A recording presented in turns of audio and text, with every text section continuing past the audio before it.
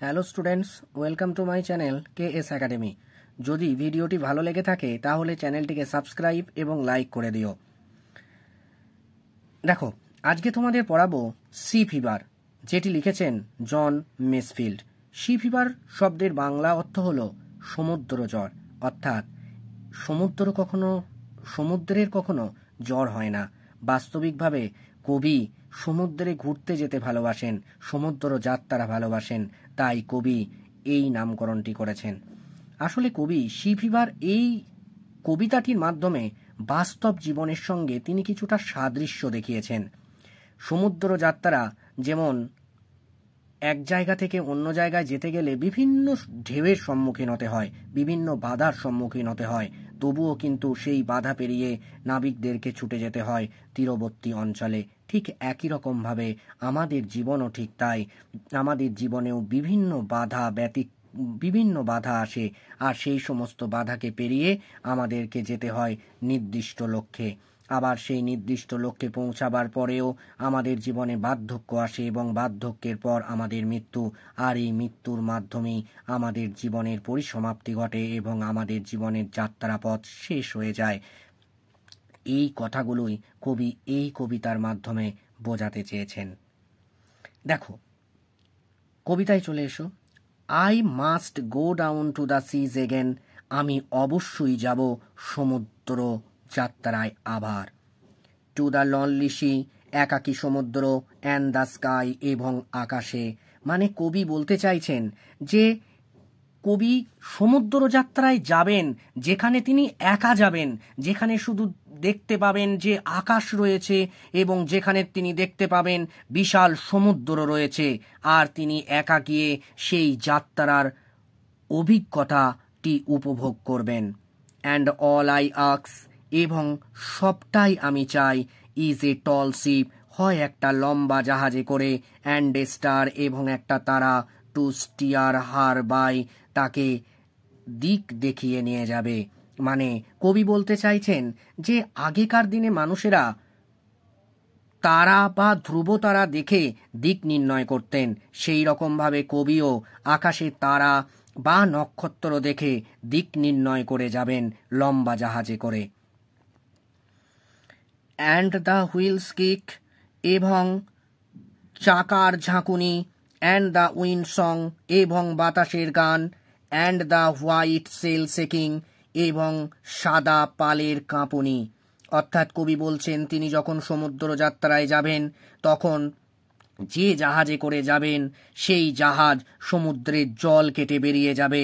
অর্থাৎ যখন সেই জাহাজের সম্মুখ ভাগ যখন সমুদ্রের জল কাটবে তখন কিন্তু জাহাজের মধ্যে একটা ঝাঁকুনি অনুভব হবে। এখানে উইন্ড সং বলছেন, এর ব্যাখ্যা হচ্ছে কবি যখন জাহাজে করে যাবেন তখন বাতাস বইবে, আর সেটাই কবির কাছে সং অর্থাৎ গানের মতো অনুভূতি দেবে। And the white sail shaking, এবং আগেকার দিনে জাহাজগুলোতে একটা করে পাল লাগানো থাকতো এবং এখানে সাদা পাল কাঁপবে বাতাসের দ্বারা, সেটাই কবি এখানে বলছেন। অ্যান্ড এ গ্রে মিস্ট, এবং ধূসর কুয়াশা, অন দ্য সি স্পেস, সমুদ্রের মুখে, and a grey dawn breaking, এবং ধূসর ভোর হয়ে আসবে।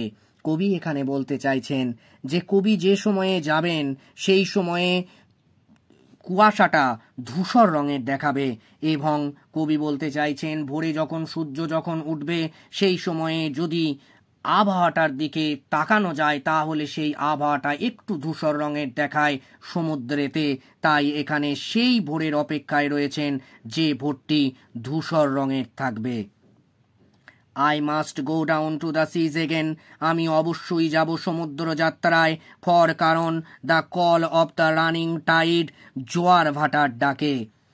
কবি সমুদ্র যাত্রায় যেতে চাইছেন জোয়ার ভাটার ডাকে। অর্থাৎ জোয়ার হলো যখন সমুদ্রের জল ফুলে ফেপে ওঠে, আর ভাটা হলো যখন সমুদ্রের জল যখন কমে যায়। অর্থাৎ এই জোয়ার ভাটার ডাকটাকেও কবি অস্বীকার করতে পারেন না, সেটাও দেখার জন্য কবি কিন্তু যাবেন সমুদ্রে।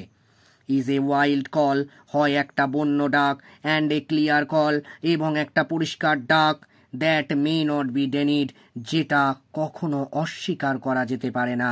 অর্থাৎ কবি সমুদ্র যাত্রায় যেতে চান কারণ বিভিন্ন রোমাঞ্চকর ঘটনার সাক্ষী তিনি হতে চান, আর সেই সমস্ত রোমাঞ্চকর ঘটনার সাক্ষী হতে গিয়ে তিনি কখনোই সমুদ্র যাত্রায় যাবেন না, এমনটা কখনোই তিনি হতে দেবেন না।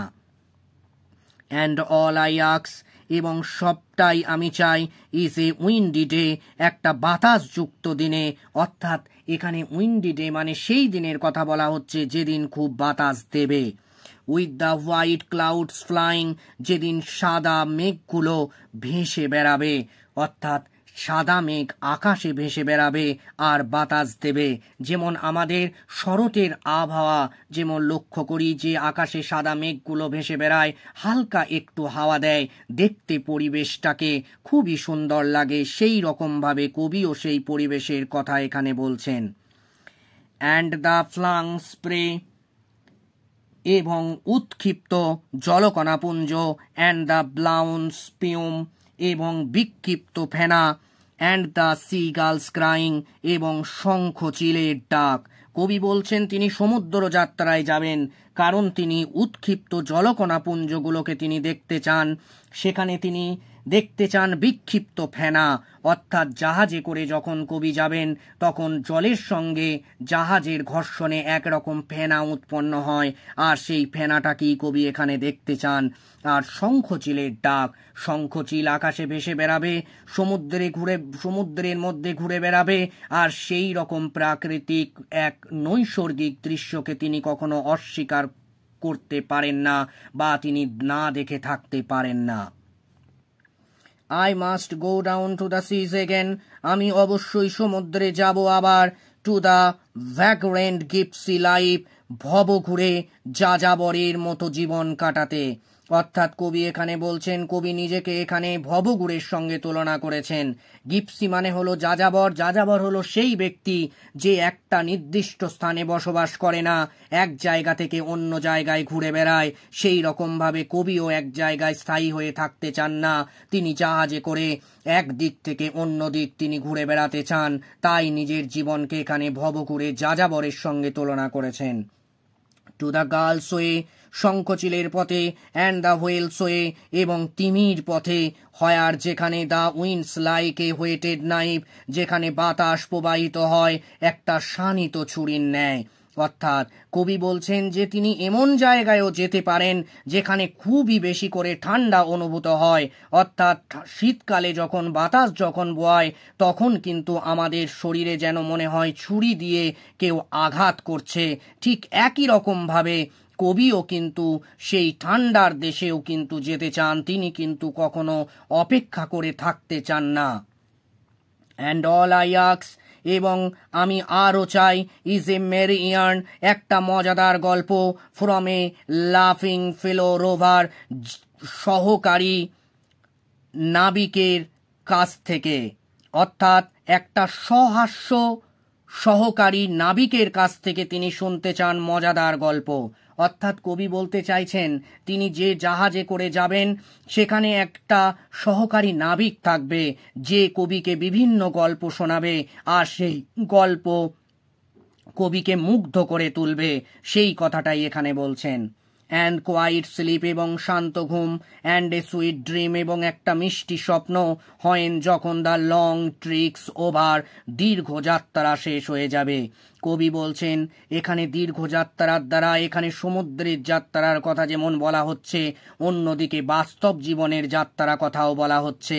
অর্থাৎ আমরা কিন্তু যখন কিন্তু মারা যাই তখন আমাদের কিন্তু চিরনিদ্রায় চলে যেতে হয়, আর সেই চিরনিদ্রা থেকে আমরা কিন্তু কখনো উঠি না। ঠিক একই রকমভাবে কবি বলছেন তিনি যে শান্ত ঘুম ঘুমোবেন সেখানে তিনি মিষ্টি স্বপ্ন দেখবেন, আর তার সমস্ত যাত্রাপথ তখন কিন্তু শেষ হয়ে যাবে। আমরা জীবনে যতদিন বেঁচে থাকি আমাদের বিভিন্ন বাধা সমস্যার সম্মুখীন হতে হয়, কিন্তু যখন আমরা মারা যাই তখন কিন্তু আমরা চিরনিদ্রায় চলে যাই, তখন কিন্তু আর বাধা বিপত্তির কোনো রকম সমস্যার সম্মুখীন হতে হয় না। ঠিক একই রকমভাবে কবিতায় এখানে বলছেন যে তার দীর্ঘ যাত্রা যখন শেষ হয়ে যাবে তখন তিনি শান্ত ঘুম ঘুমোতে পারবেন। স্টুডেন্টস, সি ফিভার কবিতা থেকে যে শব্দার্থগুলি দেওয়া হয়েছে সেগুলি একবার দেখে নিও।